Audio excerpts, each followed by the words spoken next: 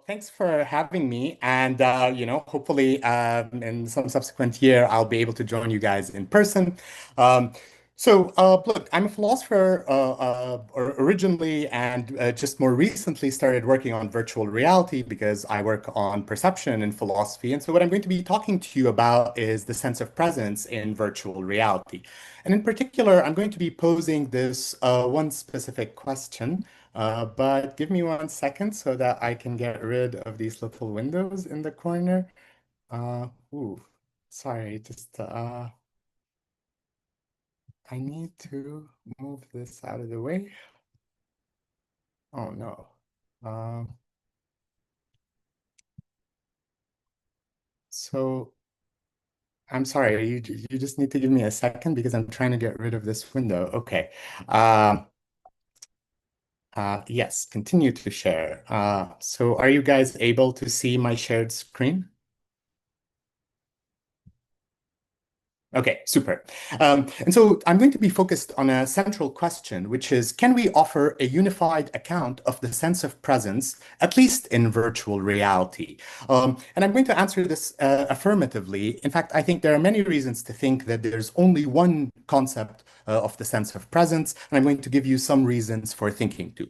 So I'm going to do this in 4 steps. First of all, I'm going to start by motivating the central question. Then I'm going to distinguish the sense of presence from some related concepts. Then I'm going to consider the sense of presence as it arises in different types of experiences before finally drawing some observations about the sense of presence and the sense of presence in virtual reality from these comparisons. So, as far as the motivation goes, I think there's really three main problems facing a unified account of the sense of presence. First of all, the sense of presence is used in different domains. So sometimes it's used to talk about psychological conditions, like something that might happen to you in grief, right? Or it might be used in technological contexts like robotics or virtual reality. There's also the idea that there's also the fact that the sense of presence has been defined in sometimes different and sometimes incompatible ways. So here are two different definitions, one of which emphasizes perceptual illusion and non-mediation, and the other which talks about a subjective experience of being in one place while being physically situated in another. And then there's the fact of the matter, which is that the sense of presence has actually empirically fractured. What the studies seem to be showing is that there's a lot of different senses of presence: spatial sense of presence, social sense of presence, self-cultural, and parapresence, amongst others. So this is then leaves us with the question, is there a unified sense of presence? Well, let's go back to the basics. And I mean, when we start, by talking about VR, very often we hear this thing, VR is immersive. Well, is this idea of immersion supposed to be the sense of presence? And if so, in what sense? Actually, I'm not really in favor of using the term immersion at all. It's a messy concept because it's got a physical interpretation, as when you say a scuba diver is immersed in water. It's also got psychological interpretations, as when a reader is immersed in a novel story. In the VR literature, it's been used in even more ways than that, so it means at least three different things. So, on the one hand, immersion is sometimes used to mean sensory envelopment. Here, it's supposed to be a property of virtual reality systems. We might say that this headset is more immersive because it has a wider field of view. On this conception, envelopment is really just covering up your senses. So that little character in a pod would be the ideally enveloped subject, right? They're ideally immersed in that sense of immersion. There's also immersion as psychological engagement, where here it's more a property of VR applications. You might say Beat Saber or Gran Turismo or VR chat is immersive. Um, and here it's either for because it's physically engaging you in a particular way, or it's mentally engaging you in some way. And then there's immersion as eliciting the sense of presence, which is distinct from these other two because it's a property of experiences rather than VR applications or VR systems. And I just want to point out these are independent but not unrelated, because at the very least, the things that most psychologically engage us are the things that are directly around us. So clearly, there's a connection between sensory envelopment, eliciting the sense of presence, and then producing this feeling of psychological engagement. Nevertheless, they are independent conceptions.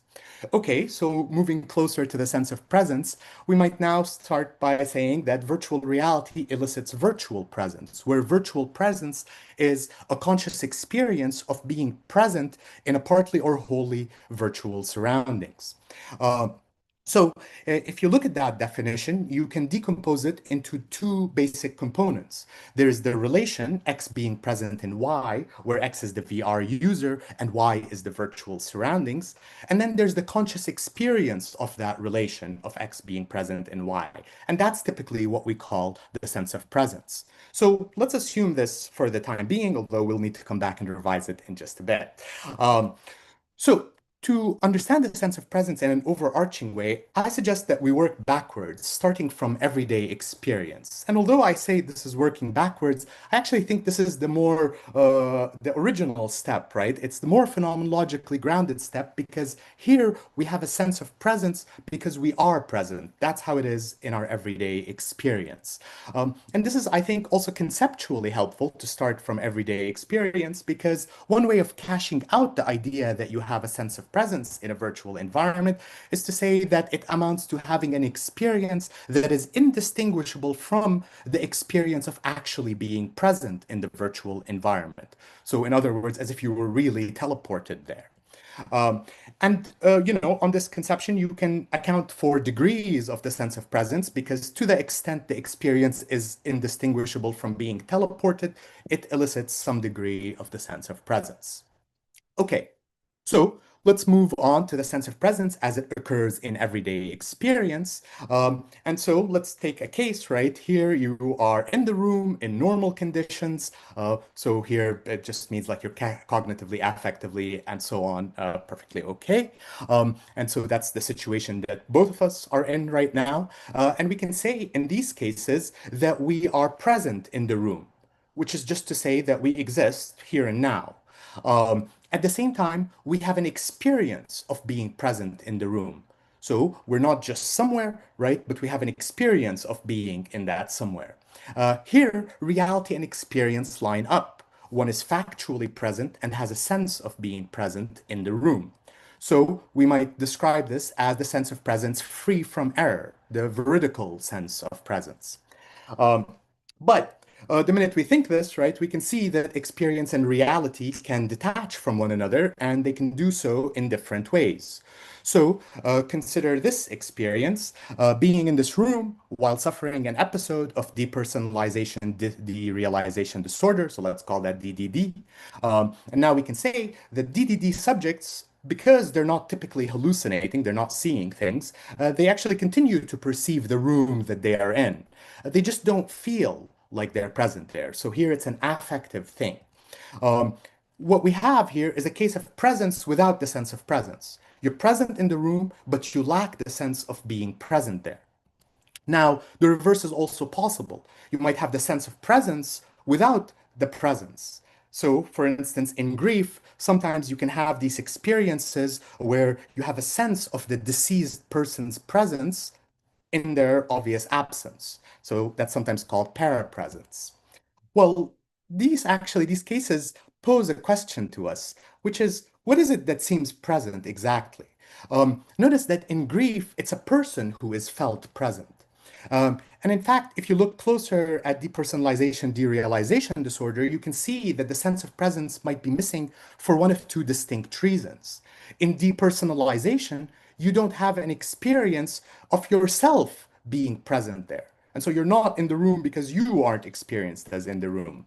By contrast, in derealization experience, one does not have an experience of the room as being present there. And so that's a totally different reason for not undergoing the sense of presence. The room just doesn't feel like it's there now. So this highlights this question. What is present and correspondingly, what is experienced as present? Oneself, the room, another person. And so let's go back and revise our conception of virtual presence, which now we can see that secretly we were like sneaking in the idea that it's oneself being present in the virtual surroundings. What we really want is something like it's a conscious of experience of X being present virtually, where X now can be all sorts of things. It could be myself, my surroundings, this object, that person, and so on. And these correspond to these different notions of presence that we have: self-presence, spatial presence, object presence, scope presence. Um, okay, moving closer still to VR, notice that in both depersonalization-derealization disorder and grief experience, the sense of presence, as we were interpreting it, is affective. It's about one feeling like something is present. But consider another case. So here's the case of dreams, right? Being asleep and dreaming of being in this room. Notice that it's like the depersonalization derealization in that you have no experience of being in the bed despite being there. So you have presence without the sense of presence. Simultaneously, though, you have something like grief experience, where you experience being in the dream room without actually being there. So you have a sense of presence without presence. Um, but of course, unlike both, the sense of presence in dreams arises primarily, at least, because of how things seem perceptually rather than affectively. It's because of the way things look to you, or sound or whatever. Um, now VR resembles dreams in some respects, and we can see this by considering a case of VR. So here you're being in the lab, wearing a VR device, which offers you an experience of this room. So, like dreams, this is perceptually induced. It's because of how things look to you, they sound to you, and so on. And you have both of these: presence without the sense of presence and sense of presence without presence. You have the presence without the sense of presence because you're present in the lab, but you have no sense of being present there. Well, ideally, right, our headsets don't really prevent us from experiencing our immediate surroundings, but in principle, they could. And then you have the sense of presence without presence, which is the sense of being present in a virtual room without, in fact, having been teleported there. Again, ideally, right, assuming your VR experience is good enough to make you feel like you're in a room. Um, Nevertheless, virtual reality is unlike dreams in some important respects. So here are three ways in which it's unlike a dream. In virtual reality, you're awake, you're not asleep. You also continue to perceive your surroundings because, after all, you have to see at least the virtual reality headset for you to see the virtual environment. And your experience is at least partly of mind independent rather than mind dependent objects. You're seeing virtual objects rather than dream objects. Now, look, if we consider the first by itself, this suggests that VR should be closer to imaginings or hallucinations, both of which occur while asleep. But if you look at two and three, they push us away from this sort of hypothesis because we need to actually be successfully perceiving some mind-independent object. And so for these cases, the closest case is perceptual illusions. So, what are perceptual illusions? Well, here are the Zollner lines. That's a typical perceptual illusion. In this case, the lines are all parallel, but they don't look to us like they're parallel, and that's what is a characteristic of illusions. They, in general, have many paradigmatic features. So I'm going to describe three of them. First of all, they seem to present properties that the object lacks. You seem to experience lines that are non-parallel, despite the fact that there are just parallel lines there. They're resistant to what we know to be the case. So the fact that you know that these lines are parallel doesn't stop them from looking non-parallel to you. If you built them yourself, you still would experience the illusion. And very often, almost always, illusions depend on occupying a limited vantage point. If I blew up the Zollner lines, you would stop getting that illusion. And actually, it's a bit clearer with something like the Ames room. With the Ames room, when you look at it from a particular vantage point, you get the illusion of it being a room with some people bigger and some people smaller. But when you look at the proportions of the room or look at it from a different angle, that illusion breaks. VR shares all of these features. You can see that it presents properties that the object lacks. So imagine that you're in a VR experience. Your virtual hands look closer to your face than your virtual legs, even though both of them are equally close to you, since they're both on the screen. In this image in front of you, the mountains look like they're a kilometer away, but everything is equally close to you. They're all on the screen. They're resistant to what we know to be the case. So the fact that you know that a virtual reality is being run with these two nearby images doesn't prevent you from seeing these vast spaces inside it. And it's also dependent on occupying a limited vantage point, because after all, you can't see the virtual reality from any angle. You actually need to wear the headset, strap it on, have it set up tightly to get that illusion going. Okay, well, now we can ask if VR is a sort of illusion, then what sort of illusion is it? And in fact, I think the closest thing that to at least current VR is that it's closest to an illusory picture, something like a trompe-l'oeil picture, right? These are pictures which are distorted in a particular way to produce a given experience from a given vantage point.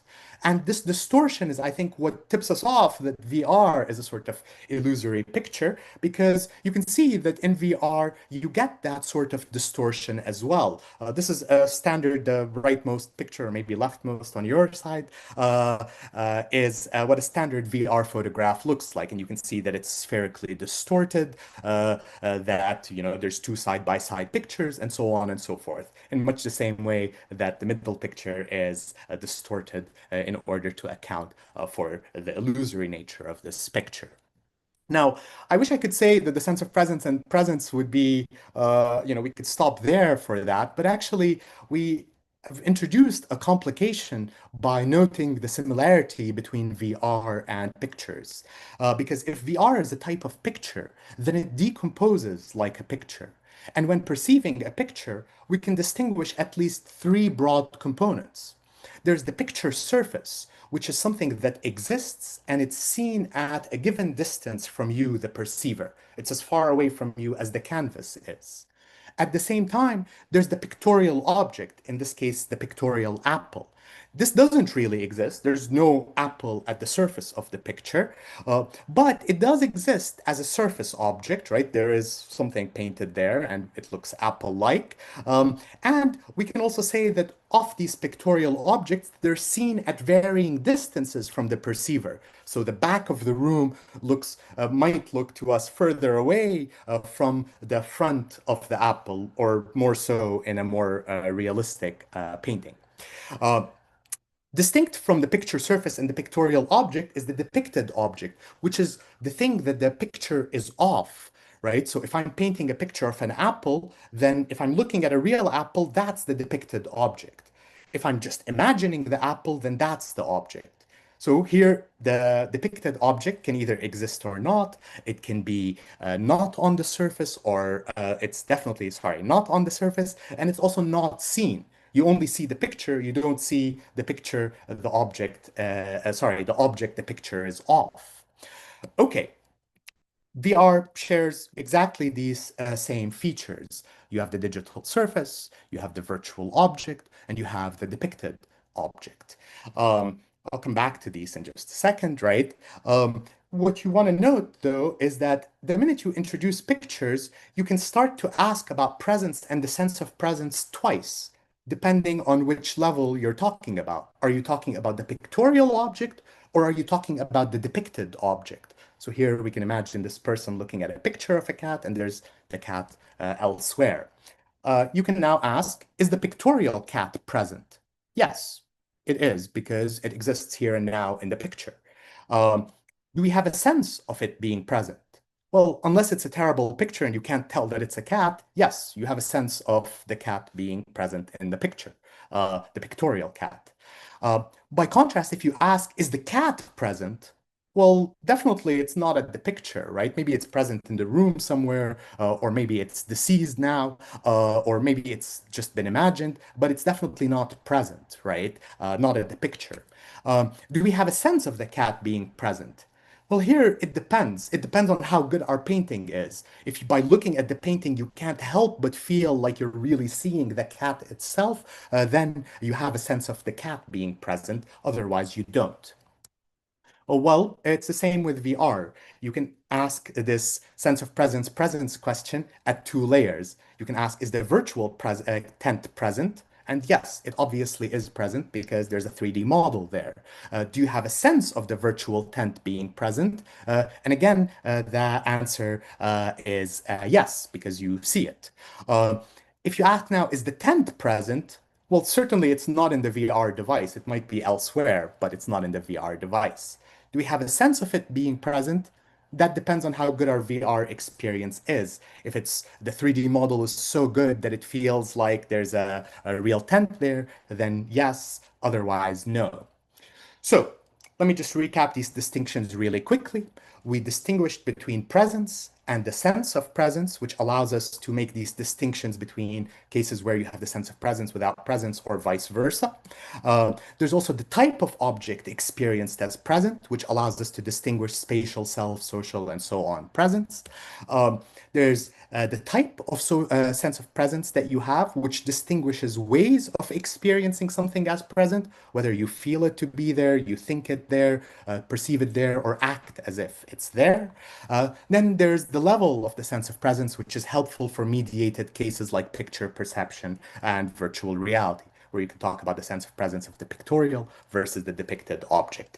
And I think once we distinguish these, we can see that the sense of presence is just one concept. It comes in many varieties, but there's just one idea there. Um, so let me just quickly recap with a summary for working with VR. First of all, to note that virtual reality most closely resembles an illusory picture, and a lot of the work we're doing is the sort of work that you do when you're trying to run an illusion. There's also the fact that the sense of presence is not the same as sensory envelopment, which is not the same as psychological engagement, and research should distinguish these. Whenever we're looking at one, we're not really looking necessarily at the others. And then when trying to elicit the sense of presence, we have to ask, what is it that I'm trying to make present, right? And also, in what way am I trying to make it present? And that's where you get these types of sense of presence versus the levels of sense of presence distinction. Okay, thanks for your time.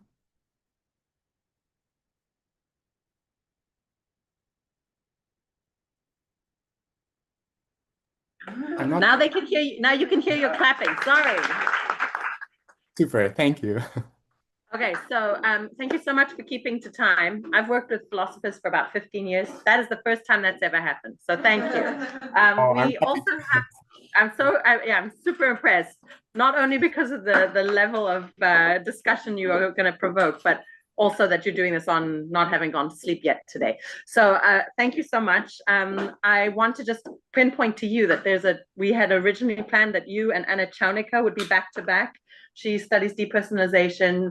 She'll be speaking tomorrow afternoon. So just for everybody in the room, but also for you, Rami, if you're able, I think you guys should connect if you aren't already. Questions in the room? Matthew. Oh, yeah. Rami, can you hear me? I can. Good. Thank you so much. A lot of that rings very close to the way we frame presence in our lab too. A very similar definition, actually, very similar. But with maybe two small differences, which I will raise. We restrict ourselves to the perceptual experience of something virtual as if it's real present, so that we don't have to deal with the very mysterious and complicated cases of, say, literature and non-perceptual experiences. Yeah. So I noticed at the beginning you just said conscious experience of presence. We restrict ourselves to perceptual experience. Yeah? There's just a point. You can maybe say something on that. But my second thing is more on the concept. Where I think we differ is the concept of the illusion. And I would say that reality is not an illusion in the same way of that image you showed, right?